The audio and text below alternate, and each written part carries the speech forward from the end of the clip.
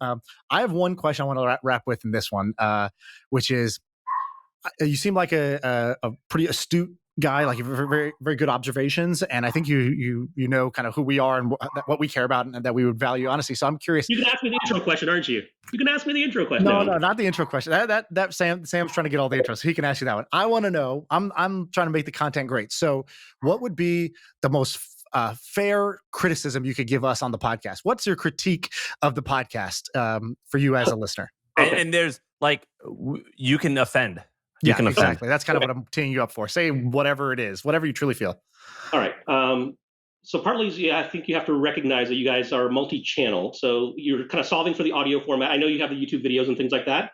But the one tactical thing that you should fix, like next week or the week after, is you should apply the Sean 25 headlines thing for headlines for every podcast episode. Like, what's the one nugget that's going to cause people to want to listen to that episode, even if they're not subscribed? When they see it in their YouTube feed and YouTube recommends it, it's like, oh, like why this successful entrepreneur never played golf and you shouldn't either, whatever it is, right? Exactly. I'm taking notes. Keep going. So if you do that, my guess is that the click-through rate goes up because it can't not.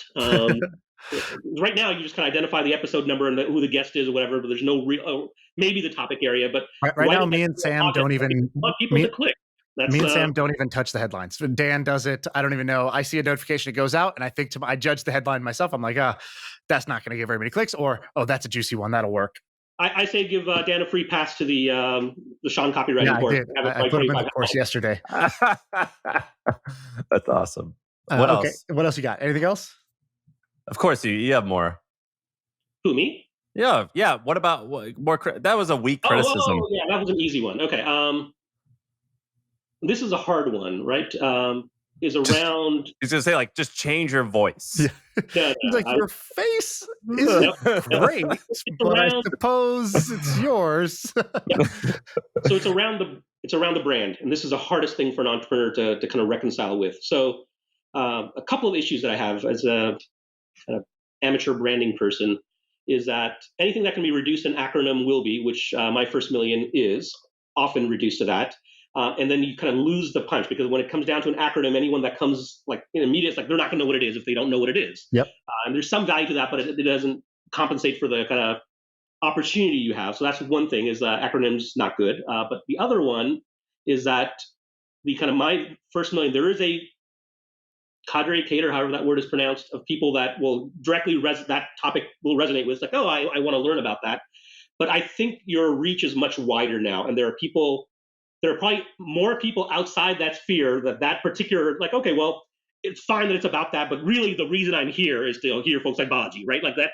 And that episode, which is, I think, one of the best episodes you've had nothing to do with the first million anything. It had to do with big ideas. And I actually agree with you, and we've had this conversation. The problem that we had was like, fuck, we're pretty deep into it. We can't change. Equity. Yep.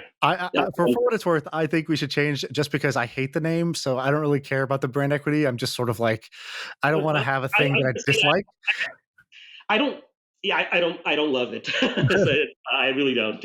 I don't love the name. I don't love the name of the hustle either. If you believe that this thing is going to get 10 times bigger in the future, which I do, then 90% of our future listeners haven't even heard about us yet. And so we're only offending a very small, we're only changing on a very small population of people for the good of the long run. That would be my take. And by the way, if you think it's hard now, you realize the direction you're headed, it does not get easier, right? It's going to get harder and harder. Like a year from now, 2 years from now, 5 years from now, it's like, should we have changed this? Like, what would have been? It's like, not that it's going to have a dramatic impact on the numbers or anything, but on the margin, these things matter, and they kind of accrue and accumulate. And here's what I would do to make life easier for yourselves.